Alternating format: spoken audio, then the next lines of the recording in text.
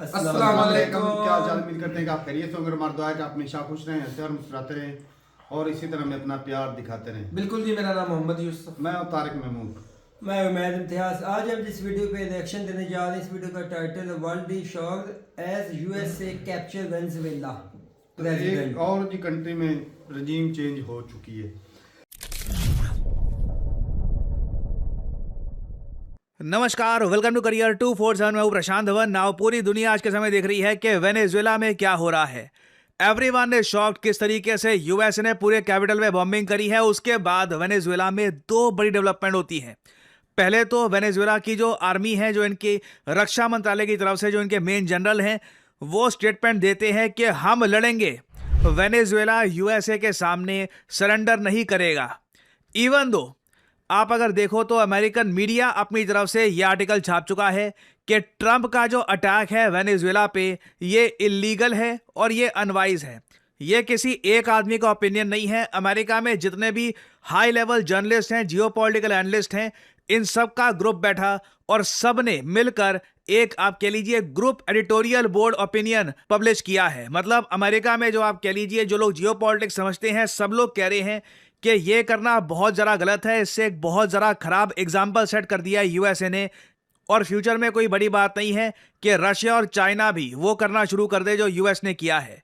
ज़्यादातर दुनिया आप अगर देखोगे, प्राइमरली साउथ अमेरिकन रीजन में, वहाँ पे सभी कंट्रीज निंदा कर रहे हैं कि यूएस ने किस तरीके से बॉम्बिंग करी है वेनेजुएला की। बट ट्रंप यहाँ पर नहीं रुके। सबसे ज़्यादा मैं कहूँगा इंटरेस्टिंग डेवलपमेंट सामने ये आई है कि यूएसए के प्रेसिडेंट ने क्लेम किया है कि इन लोगों ने वेनेजुएला के प्रेसिडेंट को कैप्चर कर लिया है और कैप्चर करके वेनेजुएला से ये बाहर ले गए हैं। और अब इन पर केस चलेगा कहां पर? न्यूयॉर्क में। लिटरली इनको एक कोर्ट के सामने प्रेजेंट कर देंगे और ये कहेंगे कि अब आपको अमेरिकन लॉ फेस करना होगा।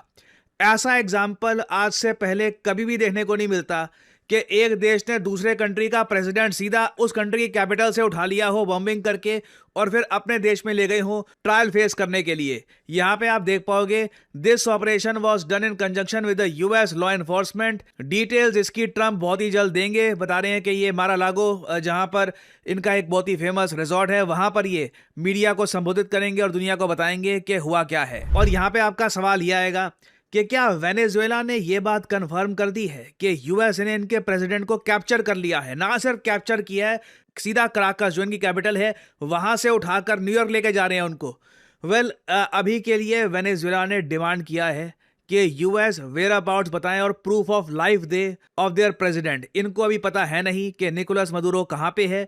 और अगर देखिए यूएस ने जेन्युइनली ये किया है, जिस तरीके से ट्रंप ये सब बातें क्लेम कर रहे हैं, अगर जेन्युइनली ये हुआ है तो ये मैं कहूंगा बहुत ही ज्यादा इंप्रेसिव शो ऑफ स्ट्रेंथ है। इसमें दो चीजें होती हैं। जिस तरीके से न्यूयॉर्क टाइम्स में आप अगर देखोगे, जो इनका एडिटोरियल बोर्ड है, जहां पर बहुत सारे जर्नलिस्ट और एक्सपर्ट वगैरह सब लोग अपना व्यू पॉइंट रख रहे हैं, वो ये कह रहे हैं कि अब ऐसा एग्जाम्पल सेट कर दिया है कि कल को चाइना ये ताइवान के साथ कर दे, रशिया यूक्रेन के साथ कर दे, कोई भी देश किसी के साथ भी कर सकता है। There will be no stopping it. But of course US यहां पर पहला देश बना है ये करने वाला।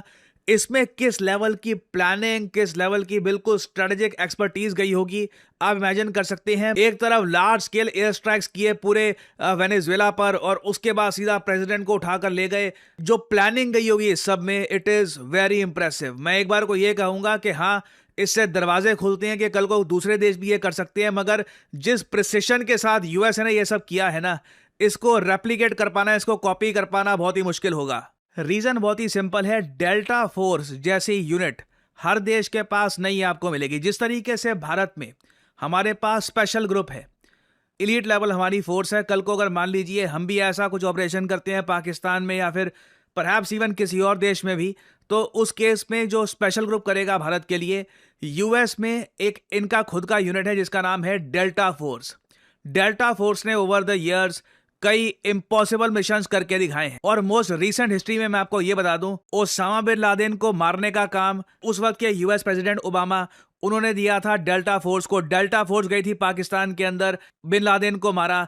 डेड बॉडी कहीं पे फेंक दी किसी ओशन में और उसके बाद यूएस वापस आ गए। उसके अलावा अबू बकर अल बगदादी जिसकी असैसिनेशन ट्रंप ने अनाउंस करी थी उसको भी डेल्टा फोर्स ने मारा था। उसके अलावा ग्रेनेडा में जो यूएस का ऑपरेशन था, सोमालिया में जो इनका ऑपरेशन था, इराक हॉस्टेज रेस्क्यू, जब भी एक बहुत ही ज्यादा मुश्किल मिशन कैरी आउट करना होता है यूएस प्रेसिडेंट सीधा देखते हैं अपनी डेल्टा फोर्स की तरफ, क्योंकि यहाँ पर जो सैनिक होते हैं उनका फिटनेस लेवल, उनका स्ट्रेंथ लेवल काफी हद तक अनमैच होता है थ्रू आउट द यूएस। और एक बहुत ही इंटरेस्टिंग बात यहाँ पर नोट करने वाली ये है कि आज ही ना वेनेजुएला में निकोलस मदुरो चाइना के एक स्पेशल एम्बेसडर से मिले थे। यहाँ पे आप देख पाओगे मीटिंग, ये लिटरली यूएस ऑपरेशन के कुछ ही घंटे पहले की मैं आपको यहाँ पर दिखा रहा हूँ विजुअल्स। न्यू ईयर विश कर रहे हैं, this is the year of the horse, right. यहाँ पे वेलकम किया जा रहा है और मतलब काफ़ी मजाक में इस तरीके से बातचीत हो रही है। It's been so long, I met him when he were very young वगैरह, बट सडनली आप देखो कुछ ही घंटों में यहाँ पे आप देख पा रहे हैं किस तरीके से निकोलस मदुरो रहते थे। कराकस में प्रेसिडेंशियल पैलेस इनका काफ़ी बड़ा था, काफ़ी वहाँ पर लेयर्स की सिक्योरिटी थी। रशियन एम्बेसडर्स, चाइनीज़ एम्बेसडर्स लगातार जहाँ पे जाकर मिला करते थे। अब कैसे यहाँ पे डेल्टा फोर्स गई होगी, जो इनके बॉडी गार्ड है उनको न्यूट्रलाइज कर दिया। इनको यही पता था कि जाना कहाँ पे है, मदुरो को पकड़ा इनकी वाइफ के साथ और सीधा इनको न्यूयॉर्क में लेकर गए हैं। It is unprecedented, it is really really unprecedented. और देखना यहाँ पर ये होगा कि चाइना और रशिया इसके रिस्पॉन्स में अब क्या करते हैं। रशिया की तरफ से जो स्टेटमेंट आई है वो ये है कि it is an act of armed aggression. अभी के लिए रशिया ने ये कहा है कि यूएस का जो इंपीरियलिज्म है ये बस वेनेजुएला के रिसोर्सेज के पीछे है। वेनेजुएला के पास दुनिया के सबसे ज़्यादा ऑयल रिजर्व्स हैं, यूएस वहाँ पे बस कंट्रोल चाहता है। अब यूएस चाहता है कि वहाँ पे ऐसे लोग पावर में आ जाए वेनेजुएला में जो काफ़ी हद तक प्रो यूएस हो। नाउ ऑब्वियसली ये एक बहुत बड़ा सेटबैक है ईरान के लिए, रशिया के लिए, चाइना के लिए काफ़ी बड़ा सेटबैक है। बट मेरे हिसाब से रशिया की दिक्कतें भी ख़त्म नहीं हुई है। मैंने आपको आज से कुछ हफ्तों पहले ये बताया था कि आने वाले समय में क्वाइट पॉसिबली आप ये देख सकते हैं कि यूएस रशिया की जो ऑयल वेसल्स हैं इनको कैप्चर कर सकता है। ये प्रोसेस शुरू हो चुका है। मैं क्लियरली देख पा रहा हूँ यूएस अल्ट्रा अग्रेसिव हो चुका है अंडर डोनाल्ड ट्रंप। ये जिस तरीके से इन्होंने रक्षा मंत्रालय का नाम चेंज कर दिया है, कह रहे हैं ये अब युद्ध मंत्रालय है, मिनिस्ट्री ऑफ वॉर है, और वेरियस और टाइप के चेंजेस कर रहे हैं हर जगह।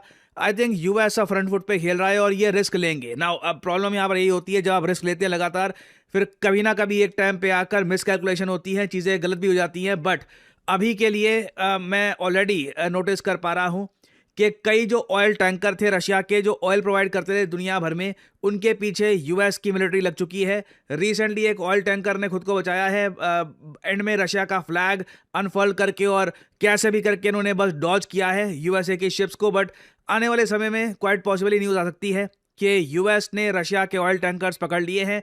इसका इम्पैक्ट देखिए भारत पे बिल्कुल होगा। जो वेनेजुएला में किया यूएसए ने उसका इम्पैक्ट भी भारत पे होगा, क्योंकि भारत वेनेजुएला से ऑयल परचेज करता था। तो अभी हमको देखना होगा कि कराकस से जो ऑयल की सप्लाई दुनिया भर में आती थी, क्या वो सप्लाई चलती रहेगी या फिर यूएस जो अपना ऑयल ब्लॉकेड है इसको खोलेगा, क्या होगा देखना होगा। It will be very interesting to see, क्योंकि अगर मान लीजिए इंटरनेशनली कच्चे तेल के दाम बढ़ते हैं तो इसका नेगेटिव इम्पैक्ट आएगा भारत पे और दुनिया भर की कई इकोनॉमीज पर। हमारी जो ग्रोथ रेट है वो भी इससे हट हो सकती है। और आने वाले टाइम में ये भी देखना होगा कि अगर मान लीजिए रशिया कोई ऑयल टैंकर सप्लाई कर रहा है टू इंडिया में ये जो ऑयल भेज रहा है रशिया इन टैंकर से, क्या यूएस उस ऑयल टैंकर को भी धर सकता है रास्ते में या नहीं। क्योंकि मेरे हिसाब से जो अपडेट्स आ रही हैं, जो एक तरीके से डेवलपमेंट्स हो रही हैं, साफ लग रहा है कि यूएसए का अब अगला टारगेट है। ईरान की बॉम्बिंग हो गई, वेनेजुएला में मदुरो को पकड़ लिया, अगला यूएस का टारगेट होने वाला है रशिया की कार्गो वेसल्स। और आई थिंक यहाँ पर रशियन नेवी इन्वॉल्व होगी या नहीं होगी, that will be the biggest question. और यहाँ पे वैसे आपका एक क्वेश्चन ये भी आएगा कि वेनेजुएला में क्या होगा। ये वेनेजुएला के डिफेंस मिनिस्टर हैं, रिसेंटली देश के सामने आए, बोला कि जो वेनेजुएला की सॉवरिटी है उसकी ये रक्षा करेंगे, झुकेंगे नहीं, ये लड़ेंगे यूएसए से। ये ठीक है, अपनी तरफ से ये सब बोलना बनता है इनका, डिफेंस मिनिस्टर यही बात बोलेंगे। बट अब लगता नहीं है कि यूएस के ज़्यादा कुछ इंटरेस्ट वेनेजुएला में बचे हैं, अनलेस मुझे यहाँ पर ये बोलना पड़ेगा, जो विपक्षी दल के नेता हैं वो कह रहे हैं कि हम वेनेजुएला में सरकार बना लेंगे। अगर उनको रोका जाता है वेनेजुएला की मिलिट्री द्वारा, फिर तो देखिए यूएस वेनेजुएला पर हैवी बॉम्बिंग करेगा, कई लोग मारे जाएंगे, काफी नुकसान होगा। That can very much happen. अगर मान लीजिए वेनेजुएला की मिलिट्री कहती है कि हाँ चलो ठीक है, प्रेसिडेंट को पकड़ लिया, अब फिर से चुनाव करवा लो, या फिर ठीक है जो विपक्षी दल के नेता हैं वो सरकार बना सकते हैं, तो जो यूएस करना चाहता है पॉलिटिकली, अगर इनकी आर्मी अलाउ करती है तो आई डोंट थिंक यूएस अपने ऑपरेशन को और ज्यादा आगे बढ़ाएगा। बट अगर ऐसा नहीं होता तो उस केस में बिल्कुल वेनेजुएला में आप देख सकते हैं लार्ज स्केल बॉम्बिंग होगी, काफी डिस्ट्रक्शन हो सकती है। सो आने वाले कुछ घंटे बहुत ही इंटरेस्टिंग होंगे, देखना होगा कि वेनेजुएला में इवेंचुअली होता क्या है। कुछ अपडेट्स आती हैं तो मैं आपके लिए अपडेटेड वीडियोस लाता रहूंगा। आप लोग यकीन नहीं करेंगे कितने सारे लोगों से मैं मिलता हूं और उनसे बात करता हूं और उनका एक ही सवाल होता है कि करियर में अब क्या करें। यू नो व्हाट, मुझे मैथमेटिक्स इतना अच्छा लगता नहीं है, कोडिंग वगैरह सीखने में मेरा मन नहीं लगता, मुझे कुछ और एक मतलब क्रिएटिव जॉब जहाँ पे मैं अर्ली स्टार्ट कर सकूं वैसा कुछ सजेस्ट करिए। वेल, मैं यहाँ पे आपको बताना चाहता हूँ डिजिटल मार्केटिंग के बारे में। डिजिटल मार्केटिंग के अंडर आपका करियर कैसा हो, इस फील्ड के अंडर आप बन सकते हैं डिजिटल मार्केटिंग असिस्टेंट, आप बन सकते हैं एक SEO राइटर, आप बन सकते हैं सोशल मीडिया स्पेशलिस्ट, आप बन सकते हैं एक SEO मैनेजर, एक कंटेंट मैनेजर। डिजिटल मार्केटिंग के अंडर आपको जॉब मिल सकती है वेरियस सेक्टर्स में और ये जॉब्स लगातार बढ़ती जा रही हैं। एंड सिमिलरली आप देखोगे डिजिटल मार्केटिंग के जो कोर्सेज हैं ये भी दुनिया भर में, चाहे यूएस हो, यूरोप हो, हर जगह ये कोर्सेज बढ़ते जा रहे हैं। और आप एक बात नोट करिएगा, ज़्यादातर जो ये कोर्सेज हैं बहुत ज़्यादा महंगे होंगे, सिर्फ इंग्लिश लैंग्वेज में होंगे और ये कोर्सेज बहुत छोटे होते हैं, 2-3 महीनों में ना हो गया कोर्स हो गया आपका, आपको बस आगे भेज दिया जाएगा। जबकि करियर 247 आपके लिए लेके आया है एक state of the art digital marketing course, जहां पे आपको मिलती है द बेस्ट फैकल्टी। आप लोग ऐसे प्रोजेक्ट्स पे काम करेंगे जिससे आपको मिलेगा जेन्युइन एक्सपीरियंस, आपको जॉब ढूंढने में भी हेल्प करेगा करियर 247 और एक प्रॉपर करियर गाइडेंस भी आपको मिलेगी हमारे कोर्स में। लैंग्वेज होगी इंग्लिश, कोर्स की जो वैलिडिटी है ये 1 साल की होगी, वैसे आपका कोर्स 6 महीने में खत्म हो जाएगा। और this course is powered by PwC। Now PwC के बारे में आपको ये बता दूं, ये है PricewaterhouseCoopers, एक ब्रिटिश मल्टीनेशनल कंपनी। दुनिया भर में 3,70,000 से ज्यादा इनके एम्प्लॉइज हैं, 150 देशों में इनकी प्रेजेंस है, हेडक्वार्टर्स है इनके लंदन में। It is a global brand. तो जो सर्टिफिकेट आपको मिलेगा डिजिटल मार्केटिंग का, वहां पर PwC का ब्रांडेड लोगो लगा होगा। Your certificate will carry a lot of weight. Obviously career 247 का भी लोगो वहां पर होगा। और सर्टिफिकेट तो देखिए बिल्कुल अपनी जगह इंपॉर्टेंट है, आप कल को कहीं पे जॉब के लिए अप्लाई करते हैं, आप अपना सर्टिफिकेशन दिखाएंगे, but at the same time knowledge is very important for growth. So enrol करने के लिए आपको करना क्या है, सिंपली जाइए इस वीडियो के कमेंट सेक्शन में, पिन कमेंट में आपको मिल जाएगा ये link, start your digital marketing journey now. और यहां पे आपको करना है इस लिंक पर क्लिक, आपके सामने खुल जाएगा ये पेज। इधर अपना नाम, ईमेल आईडी, फोन नंबर और ऑब्वियसली डिस्काउंट कोड यहाँ पे डाल देना PG10, ताकि जो प्राइस है इस कोर्स का इससे बहुत ज्यादा कम प्राइस में आपको ये कोर्स मिले। अगर आप कोड डालना भूल जाओगे तो प्राइसेस आपको काफी इंक्रीज मिलेंगे यहाँ पर। So always enter the code PG10 and simply apply. That's all I am saying, simply apply. Career 247 की तरफ से कंसल्टेंट आपको कॉल करेंगे, आप बात कर सकते हैं, जानकारी और ज्यादा प्राप्त कर सकते हैं और आप स्टार्ट कर सकते हैं अपनी journey in the world of digital marketing. और याद रखिएगा, this is not just digital marketing, this is digital marketing with generative AI। सो इसी नोट के साथ यह है वीडियो का अंत। Thank you for listening and as I always say, may the gods watch over you. चलें जी, वीडियो ख़त्म हो गई भाई। ये अगर आज के टाइम पे ना कुछ लोगों को बंदा बोले ना कि भाई 9/11 जो है वह अमेरिका ने खुद करवाया था और जो है सिर्फ और सिर्फ अरबों के ऊपर ना तेल के ऊपर कब्जा करने के लिए, तो कुछ भाई जो है मानते नहीं, कहते नहीं नहीं ये तो दहशतगर्द है, ये है वो है। ये हकीकत जो है ना वो आज आप लोगों के ना आंखें खुल जानी चाहिए कि भाई अमेरिका जो पावरफुल है, अगर कोई भाई साहब किसी ना किसी वो बहाने से पकड़ता है, इल्जाम लगाना। अब जो है ना तो क्या इल्जाम लगाया पहले, ये जी चोरी करके वोट आया पाकिस्तान में, इसको पता नहीं कि वोट चोरी होते हैं। डोनाल्ड ट्रंप को नहीं पता, अभी मोहम्मद बिन सलमान कितने लोगों को मार के बैठा हुआ है गद्दी पे, पता है उसको, सबको पता है। अमेरिका को नहीं पता क्या?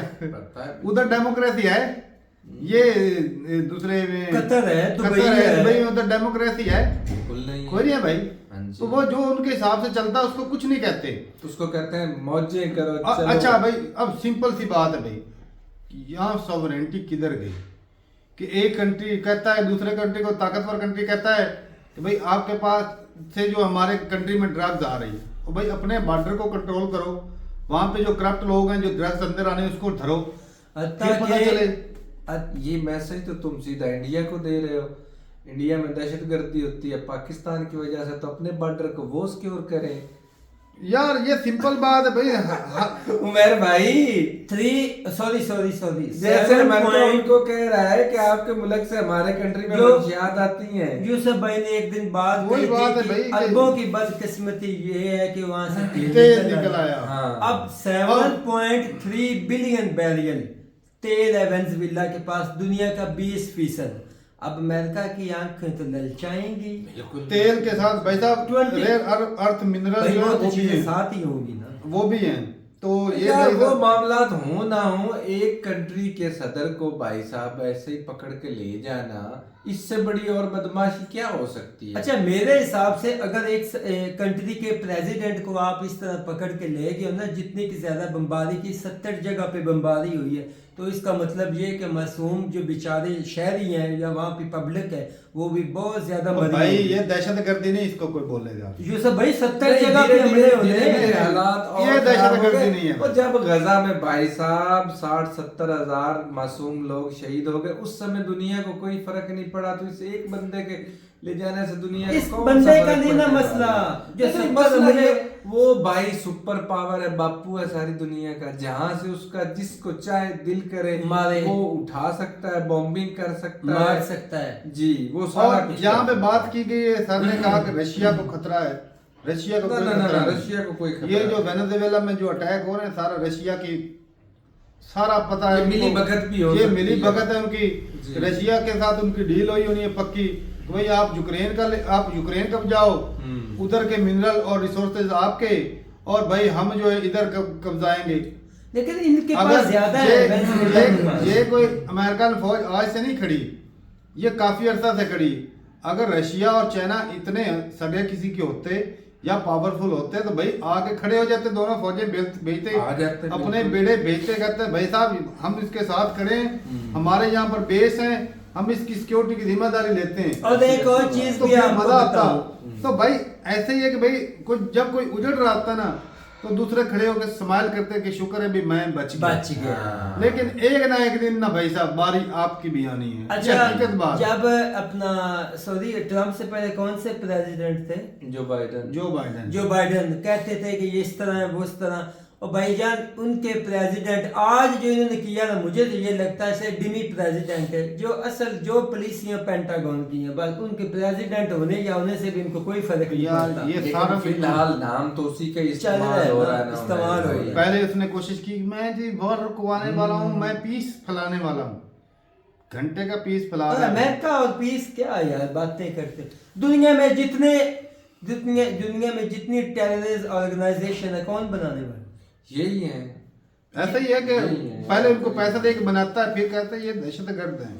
वेनेजुएला, इराक, सोमालिया, अफगानिस्तान, कितने कंट्री हैं दुनिया में? लीबिया, लीबिया, ये कुवैत, लबनान, सीरिया, ये यमन, ये सारे भाई साहब उसी के उजाड़े उजाड़े हुए उजाड़े कंट्री हुए। हैं। तो अब अफ्रीका को भी उजाड़े ही है ना। इनका नाइजीरिया पे भी कहता है नाइजीरिया पे भाई उसने 6-7 मुल्कों को आज धमकी दी, मैं स्टेटमेंट सुन रहा था, उसमें ईरान भी शामिल है। तो अच्छा अब ना मैं भाई अब सिंपल सी बात है कि सिंपल भाई, सी सही बात। ये जब तक जो है ना पावर बटेगी नहीं ना, लेकिन जो ये स्टेप ले रहा है अमेरिका, अब दुनिया के सबसे बड़े तेल के रिसोर्सेज पे उसका कब्जा है। ईरान पे पहले ईरान पे नहीं, इराक पे उसका तेल के ऊपर कब्जा है।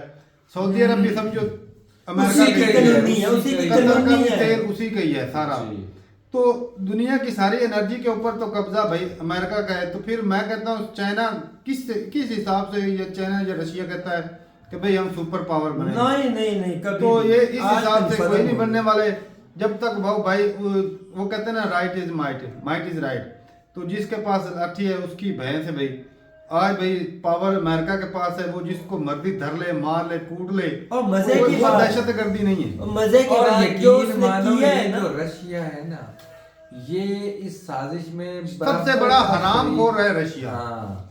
और हकीकत ऐसा बात। नहीं है बयानबाजी दे देने से ये या बहुत- ऊपर से ये दुनिया को ऐसे दिखा रहे हैं कि इनकी दो पावरों की दुश्मनी है, सबसे दोगला रशिया है। लेकिन दुनिया को कंट्रोल ये मिलकर ही कर रहे हैं। हकीकत बात है, जी। ये इन्होंने बांट के खाया भाई। ये यूक्रेन को मरवाया भाई, अमेरिका ने मरवाया। हाँ। आज जो डील है, ये जो सबकी देख है। वेनेजुएला के साथ हो रहा है, ये उनकी पक्की डील है भाई। रशिया ने इधर चुप हो जाना है, बस ऊपर फोकी फोकी बयानबाजी कर देनी है। जी। और डोनाल्ड ट्रंप ने भाई साहब उधर चुप हो जाना है, तो वो उधर के जो यूक्रेन के रिसोर्सेज है वो रशिया निकालेगा, इधर के ये निकालेगा। ये शुरुआत से 3 पावरें तो हैं, यूएसएसआर हो गया, यूके हो गया, अमेरिका हो गया, यही दुनिया से तेल के जो लूट रहे हैं पहले दिन से। और भाई एक और भी बात है, चाइना कभी सुपर पावर जो है ना मिलिट्री हिसाब से बनेगा नहीं। मेरा नहीं दिल माना। वो इसलिए कि उसके मिलिट्री बेसिस ही नहीं है दुनिया लेकिन में। ये है कि वो अपनी हिफाजत के लिए तैयार है। और भाई जब तक ये अपने आप ये को कि काउंटर उसको कर सकता कोई है। नहीं कब्जा सकता। अमेरिका जो इतना है, एक वो है। अमेरिका का जितना बजट है भाई पूरी दुनिया में वो बैठा हुआ है, बैठा हुआ है, इसमें कोई शक वो नहीं। चाइना के ऊपर बैठा हुआ ये है। बदमाशी ऐसे ही हो रही है यार। ऐसे ही है। तो यार ये देखो ये ना, कंट्री मेरी तो बात ना सुनो। हुआ, फिर ये एक मजाक कंट्री का हुआ ना। प्रेसिडेंट है, वहां पे डेल्टा फोर्सेस आती है, वहां से कैप्चर करके अमेरिका ले जाती है, कोई कुछ नहीं पूछने वाला। दम है भाई, ये देखिए ना, अमेरिकन फौज में दम ये है। चीज है। इतना बड़ा ऑपरेशन करना कोई खाला जी का भाड़ा नहीं भाई, कोई आसान काम नहीं, बहुत बड़ा ऑपरेशन। ये कोई टुच्चा सा बंदा और तो नहीं ना, आके भाई कंट्री का प्रेसिडेंट प्रेसिडेंट। किसी कंट्री से आगे प्रेसिडेंट को उठा के ले जाना भाई, दम है भाई अमेरिकन फोर्स में। भाई वो चौधरी है जो सिंपल सी बात है बस। चलें जी भाई,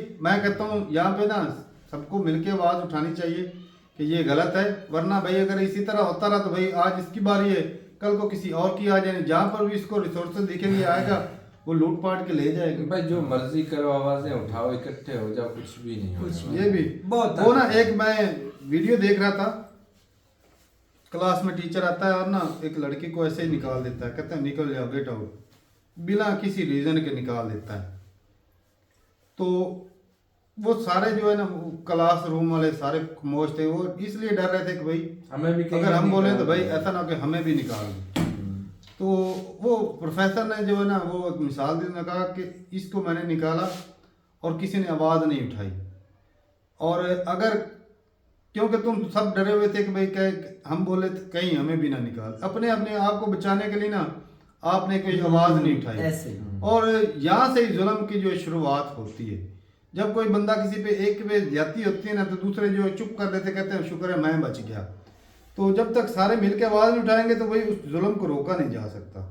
तो ऐसे ही सारे भाई अपने पाकिस्तान भी वो भी चुप है, सारे कंट्री चुप है, अपना पल्ला बचा के बैठे बचा के हुए, बैठे सीधी हुए। सी लेकिन बात। भाई देख सकते हैं कि भाई अमेरिका ने कितने कंट्रियों को आज तक उजाड़ देता है, तकरीबन 40-50 कंट्रियों में तो वो रजीम चेंज करवा चुका है। ऐसी बात है, ऐसी हैं? बात है। बांग्लादेश उजाड़ा, 56 म्यांमार कंट्रीज उजाड़ा, में, ये 57 हो ये गए। 57 हाँ, बस कंट्री देख लो भाई। वेनेजुएला भी शामिल आज करके। चलें जी सही, अभी अपनी रात रूप का कमेंट सेक्शन में, कोई पैदा दहशतगर्द नहीं हुआ, उसको बनाया गया, दुनिया को सिर्फ इमेज बनाया गया।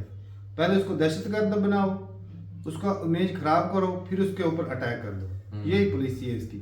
पहले जी इसको कहा कि ये नशा, पहले कहा जी ये जी वोट चोरी करके आया है, फिर जी कहता है कि ये इसके कंट्री से हमारे कंट्री में नशा जाता है। हालांकि सबसे ज्यादा नशा तो दूसरे कंट्रियों से जाता है, जो मैक्सिको उस रास्ते से ज्यादा जाता है उनका नशा। मेक्सिको बहुत नशा करता है, बहुत, उनकी अपनी कंट्री। दूसरे कई कंट्रियों से मिल मिला के जाता है, इससे तो इतना जाता भी नहीं है। तो देख लें भाई सब बहाना कौन सा लगा के क्या जी तेल है इसकी बाप भी रे। वो हो गई तारक भाई बदकिस्मती के, इसके ऊपर भी वो तेल था। और यार बदकिस्मती तो ना कहो ना, ऐसी बात बदकिस्मती नहीं। इसलिए है नहीं, भाई अब कि ये जब है कि इसके उनसे पास निकल संभाला आया। नहीं जा रहा, ये एक अलग बात है। बदकिस्मती तो इस चीज को ना भाई वो कहो। सुपर पावर है, बात ये सिंपल सी है। ऐसे ही भाई बदकिस्मती मैं तो बोलूंगा ना, कि बदकिस्मती ना कहो। कि भाई अरबों की बदकिस्मती कि उनके पास तेल निकला है, कुदरत ने उसको- उनको वसाइल दिए भाई, तो उस पर कंट्रोल करते। मैं बात कहता तो हूँ ये है। जो ऐसा तेल है इससे बंदा तेल के बगैर ही अच्छा है। ऐसे ही। चलें जी सही है भाई। और आज भाई साहब ये चीज़ जो है ना एक फिर साबित हो गई कि आपके पास जो है ना, मैं अगर वेनेजुएला के पास इतने अच्छे रिसोर्सेज थे तो उसको अपनी आर्मी भी स्ट्रॉन्ग करनी चाहिए थी। अगर किसी के पास रिसोर्सेज हैं तो भाई ज़्यादा से ज़्यादा जो बजट है ना आर्मी के ऊपर लगाओ, तब जाके स्टोर होना, वरना आज के दौर में ऐसे। आज के दौर में नहीं तो भाई कोई ऊपर से आएगा पेल के चला जाएगा। तो ठीक है भाई, अपनी रात रूपता है कमेंट सेक्शन में मिलते नहीं, मेरे साथ तब तक के लिए इजाज़त दें। अल्लाह अल्लाह हाफिज़।